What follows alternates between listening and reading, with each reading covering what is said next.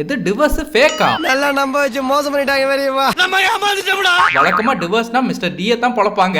முதல் முறையா லோகினாவை பொளந்து இப்பதான் பாக்குறேன். அது கொஞ்சம் டீசென்ட்டான கேஸா இருந்தா கூட பரவாயில்ல. ஒரு ஆனா இந்த மாதிரி நியூசன்ஸ் கேஸா போட்டு ஊருக்குள்ள ரெஸ்பெக்டே போச்சுறாங்க. ஆல்ரெடி மக்களே எது உண்மை யாரை நம்புறதுன்னு தெரியாம குழம்பி போய் கிடக்குறாங்க. இதுல ஸ்பெல்லிங் மிஸ்டேக், விஜயனா பிஆர் டீம் கால், 3 மாசத்துக்கு முன்னாடி லீக் ஆன டிஎம்கே சூழ்ச்சி பத்தின ரெடிட் போஸ்ட்னு ஆளாளுக்கு ஒன்னு சொல்றாங்க.